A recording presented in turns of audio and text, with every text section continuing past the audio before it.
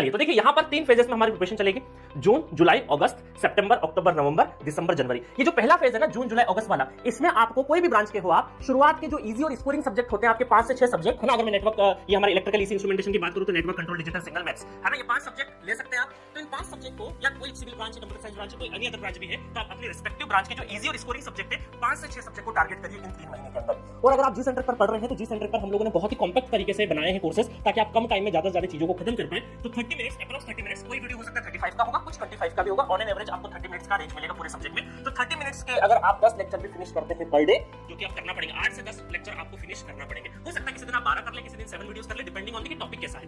तो इस हिसाब से 5 घंटे तो आपको न्यू कंटेंट पढ़ना है, साथ में 1 से 2 घंटे आपको ओल्ड कंटेंट जो पढ़ चुके हैं उसका रिवीजन करना है। कैसे रिवीजन करना है इसके ऊपर ऑलरेडी मैं वीडियो बना चुका हूं, कई बार मैं बताता हूं, इस बार नहीं बताऊंगा, है ना। तो न्यू कंटेंट अपने को 5 घंटे पढ़ना है, 1 से 2 घंटे में ओल्ड कंटेंट पढ़ना है। अब कई बार स्टूडेंट वीडियो बनाने के बाद क्या होता है ना, मुझे कमेंट करते हैं या मैसेज करते हैं कि सर मेरे पास तो 4 ही घंटे में क्या करूं, तो भाई मैं 1 घंटा एक्स्ट्रा कहां से चुरा के ले आऊंगा आपके लिए। तो ये तो आपको देखना है ना, अगर आपके पास 4 घंटे ही निकल रहे हैं, आप जॉब कर रहे हैं और 4 घंटे मिल रहे हैं, तो उन 4 घंटे के हिसाब से प्लान आउट करिए, है ना। ऐसा नहीं कि सर 5 बोल दिया, अब तो मेरे पास 4 ही, अब तो मैं कुछ कर ही नहीं सकता। ऐसा मत करिए, क्योंकि मैं जानता हूं कई बार स्टूडेंट अभी चीजों को देखते हुए प्रिपरेशन छोड़ देते हैं, फिर अगले साल वापस से सोचते हैं अब वापस तैयारी चालू करता हूं। जितने भी जॉब गोइंग स्टूडेंट जिनके पास टाइम नहीं है, प्लीज वो स्टार्ट तो करिए। 4 सब्जेक्ट, 5 सब्जेक्ट, 6 सब्जेक्ट हो सकता है इस साल आप 4-5 सब्जेक्ट ही कर पाए, बट अगले साल या किसी और अपॉर्चुनिटी के लिए हेल्पफुल रहेगा ना। चलिए तो ये वाला रोना धोना अब आप अपने ऊपर छोड़िएगा, ठीक है। तो 5 घंटे कम से कम आपको पढ़ाई करना है। दूसरा है कि कई बार स्टूडेंट की शिकायत होती है सर लेक्चर तो हम देख लेते हैं बट उसके साथ साथ नोट्स बनाते हैं ना, तो 30 मिनट्स में हम लोग लेक्चर को खत्म नहीं कर पाते। मानता हूं, आई एग्री कि जब आप देखते रहते हो, नोट्स साथ में बनाते हो, तो एक लेक्चर को देखने में थोड़ा टाइम ज्यादा लगेगा, बट इसके लिए आप क्या करिए, स्मार्ट नोट्स की अप्रोच रखिए। देखिए हमने तो वैसे सारे के सारे पीडीएफ नोट्स अवेलेबल करवा रखे हैं आपको, सारे सब्जेक्ट के ऑलमोस्ट एप्टीट्यूड या कम्युनिकेशन जो इसी ब्रांच का उसका नहीं होगा, अदरवाइज सभी के पीडीएफ नोट्स अवेलेबल है। आप क्या कर सकते हैं,